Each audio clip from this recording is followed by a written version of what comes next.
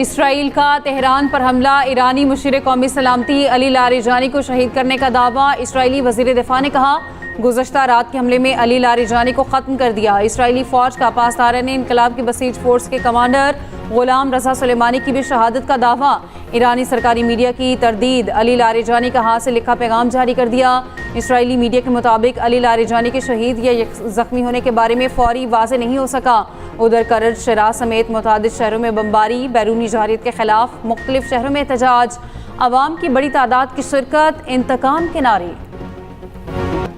متحدہ عرب امارات پر حملوں میں ایک اور پاکستانی جاں بحق۔ ابوظہبی کے علاقے بنی یاس میں انٹرسپٹ کیے گئے میزائل کے ٹکڑے لگنے سے ایک پاکستانی جاں بحق ہو گیا۔ امارات میں حملوں میں مرنے والوں کی مجموعی تعداد 7 ہو گئی۔ ابوظہبی میں شاہ گیس فیلڈ پر ڈرون حملہ، نقصان کے جائزے تک، فیلڈ کی سرگرمیاں معطل۔ فجیرہ کے قریب لنگر انداز بحری جہاز پر بھی حملہ، معمولی نقصان ہوا۔ بغداد میں امریکی سفارت خانے پر ڈرون اور راکٹ حملے۔ قطر میں العید ایئر بیس پر بھی میزائل داغے گئے۔ سعودی وزارت دفاع کا کہنا ہے کہ مشرقی علاقوں میں مزید 11 ڈرونز مار گرائے۔ ایرانی پاسداران کا کہنا ہے خارق میں تیل تنصیبات پر امریکہ جس ملک سے حملہ کرے گا اس کی تیل اور گیس تنصیبات کو نشانہ بنایا جائے گا۔ آبنائے ہرمز سے گزر کر آنے والا پہلا پاکستانی بحری جہاز پاکستان کی سمندری حدود میں داخل ہو گیا۔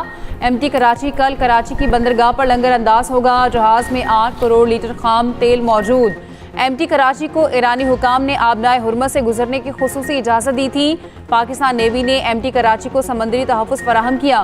عالمی میڈیا کے مطابق خام تیل کی ادائیگی چینی کرنسی میں کی گئی۔ بلومبرگ کی رپورٹ کے مطابق آبنائے ہرمز میں جہازوں کی آمد و رفت کے لیے نیا محفوظ راستہ سامنے آ گیا۔ ایرانی ساحل سے گزرنے والا پاکستانی آئل ٹینکر سے نئے محفوظ راستے کی علامت بن گیا۔ ایران کا غیر رسمی میرین ٹریفک کنٹرول نظام بھی سامنے آیا ہے۔ آبنائے ہرمز سے جہازوں کے محفوظ گزرنے کے لیے ایران سے سیاسی گرین سگنل درکار ہے۔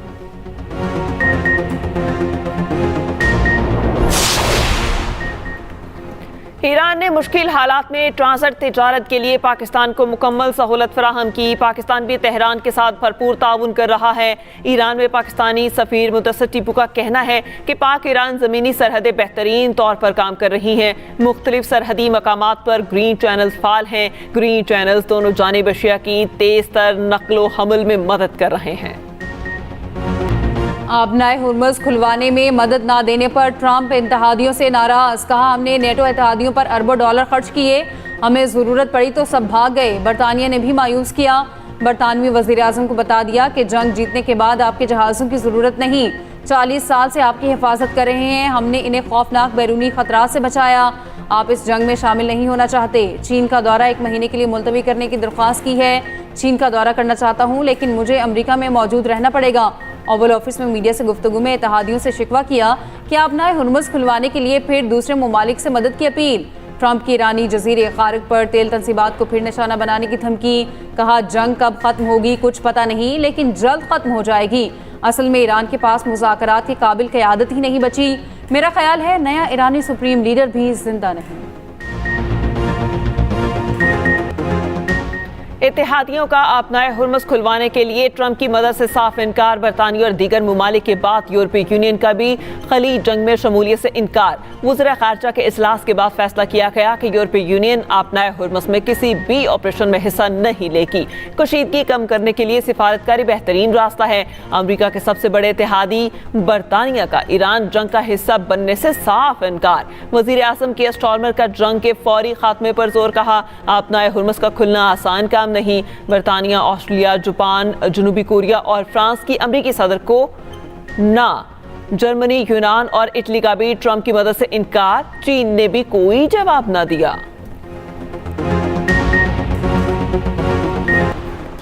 جنگ کا فیصلہ میدان میں ہوتا ہے، ٹویٹ سے نہیں۔ جہاں آپ کی اور آپ کی فورسز آنے کی ہمت نہیں کرتی وہاں صرف ٹویٹس کیے جاتے ہیں۔ پاسداران انقلاب کے ترجمان ابراہیم ذوالفقاری کی صدر ٹرمپ پر تنقید۔ کہا یہ ایپک فیوری نہیں ایپک فیئر ہے۔ ایرانی نائب وزیر خارجہ سعید خطیب زاردہ نے خبردار کیا کہ امریکہ نے ایران میں زمینی فوج اتاری تو ایک اور ویتنام کا سامنا ہوگا۔ امریکی صدر ٹرمپ ذرا پڑھیں کہ ویتنام میں کیا ہوا تھا۔ ایران جب تک ضرورت ہو لڑنے کے لیے تیار ہے۔ वज़ीर आज़म शहबाज शरीफ की ज़ेर सदारत इजलास ईंधन की बचत और किफ़ायतशारी के इक़दामात का जायज़ा। पेट्रोलियम दरामदात की सप्लाई चेन बेहतर बनाने के लिए वज़ीर पेट्रोलियम को मुतहरिक किरदार अदा करने की हिदायत। वज़ीर आज़म ने कहा, हालात की बेहतरी तक तमाम मुतालिका इदारे हंगामी इक़दामात के लिए तैयार रहें।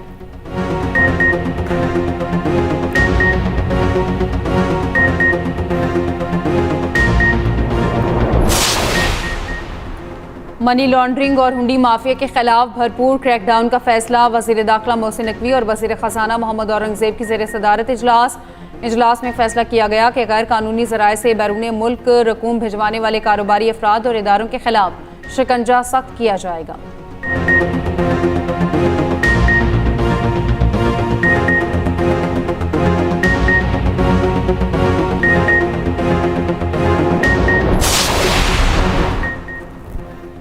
अफगान तालिबान का मुबैना तौर पर अस्पताल को निशाना बनाने का प्रोपेगेंडा बेनकाब। पाकिस्तान ने अफगान तालिबान रजबुनियाद इल्ज़ामात और दावों को मुस्तरद कर दिया।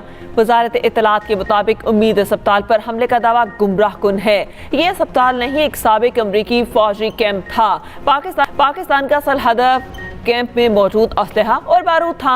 अस्पताल कसीरुल मंजिला इमारत है, जबकि निशाना बनने वाला कैंप फौजी और अस्करी ढांचा था।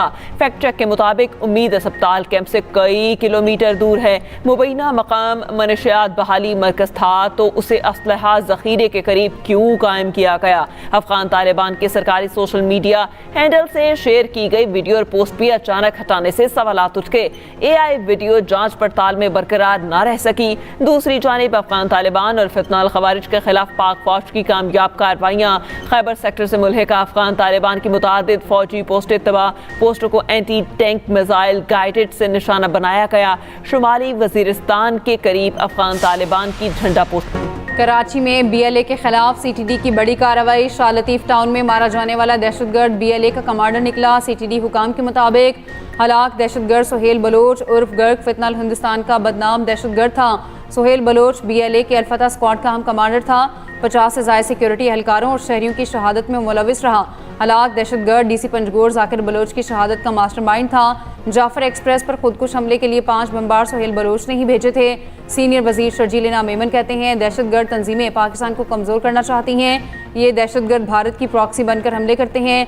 दहशतगर्दों की कोशिशों को कामयाब नहीं होने देंगे। इसराइल की जनूबी लिबनान में ज़मीनी और फ़ज़ाई कार्रवाई। जनूबी लिबनान के शहर में फ़ज़ाई हमले। क़ईतुल जसर पर 2 फ़ज़ाई कार्रवाइयाँ। कनाडा, फ्रांस, जर्मनी, बरतानिया ने लिबनान में ज़मीनी कार्रवाई से खबरदार कर दिया। मुश्तरका बयान में कहा, लिबनान में ज़मीनी कार्रवाई के तबाहकुन नताइज बरामद होंगे। इसराइल को रोकना होगा।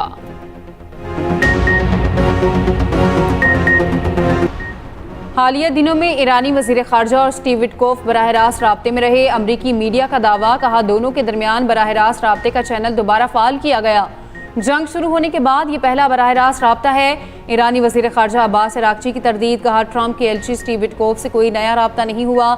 विटकोफ से आखिरी राब्ता जंग शुरू होने से पहले हुआ था। ईरान के खिलाफ फौजी ताकत के इस्तेमाल से पहले क्या मनसूबाबंदी की गई? मुज़ाकरात कैसे होंगे? किस सिफाती हिकमत अमली ने रहनुमाई की? अमरीकी सेनेट की खारजा अमूर कमेटी ने ट्रंप इंतजामिया से वजाहत तलब कर ली। रूबियो, हेगेस, विक्टोफ, कश्नर की तलबी के लिए डेमोक्रेटिक्स का ट्रंप को खत। ईरान जंग से मुतालिक फैसलों और सिफारतकारी पर वजाहत देने का मुतालबा। खत में कहा गया, कश्नर और विक्टोफ दोनों रियल स्टेट से ताल्लुक रखते हैं, उन्हें ईरान के साथ सिफारती जिम्मेदारी सौंपने की वजाहत दी जाए। आबनाए हुर्मस से कुछ तेल बरदार जहाज गुजरने लगे। आलमी मार्केट में ब्रेंट खाम तेल की कीमत 3% तक कम हो गई। ब्रेंट खाम तेल की कीमत $103 फी बैरल हो गई। WTI $96 फी बैरल पर आ गया। उधर एशियाई स्टॉक मार्केटों में मिला जुला रुझान। जापान के नकई इंडेक्स में 0.39% इजाफा, थाई SET में 2% और कोरियन कॉस्पी में 2.4% इजाफा। पाकिस्तान स्टॉक एक्सचेंज में उतार चढ़ाव। 1100 से ज़ायद पॉइंट्स के इजाफे से कारोबार का आगाज। 611 पॉइंट्स की मंदी के बाद रिकवरी। इंडेक्स 1.3% ऊपर जाकर वापस 1,50,016 पॉइंट्स की सतह पर कारोबार बंद।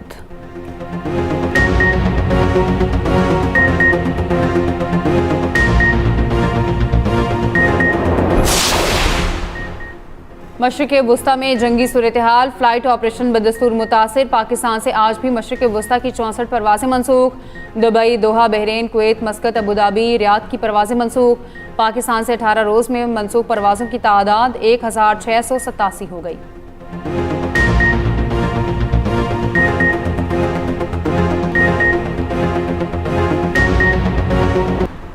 فیصل آباد میں 6 سالہ فضا نور کے اغوا، زیادتی اور قتل کیس کا فیصلہ، مجرم عبدالرزاق کی سزائے موت کا فیصلہ برقرار، ٹرائل کورٹ اور ہائی کورٹ کے فیصلوں کے خلاف اپیل خارج، ڈی این اے ملزم کی شناخت کے لیے گولڈ سٹینڈرڈز قرار، جسٹس اشتیاق ابراہیم نے تحریری فیصلہ جاری کر دیا۔ عدالت نے کہا کمسن بچی کے ساتھ درندگی اور قتل کے مجرم سے نرمی معاشرے کے لیے خطرہ ہے۔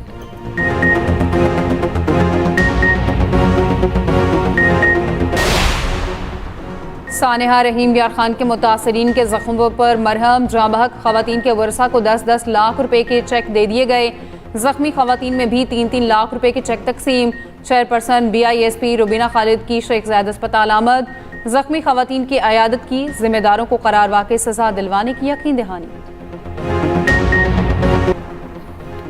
میٹھی عید، ٹھنڈی ٹھار بھی ہونے کا امکان، چاند رات پر بارش کی پیشگوئی، آج سے 25 مارچ تک ملک میں تیز ہوا اور گرج چمک کے ساتھ بارش کا امکان۔ محکمہ موسمیات کے مطابق اسلام آباد، پنجاب کے پی، گلگت بلتستان اور آزاد کشمیر کے مختلف علاقوں میں بارش کا امکان، بلوچستان میں آج سے 23 مارچ تک آندھی اور تیز ہواؤں کے ساتھ بارش متوقع، کراچی سمیت اندرون سندھ میں بھی بارش کی پیشگوئی۔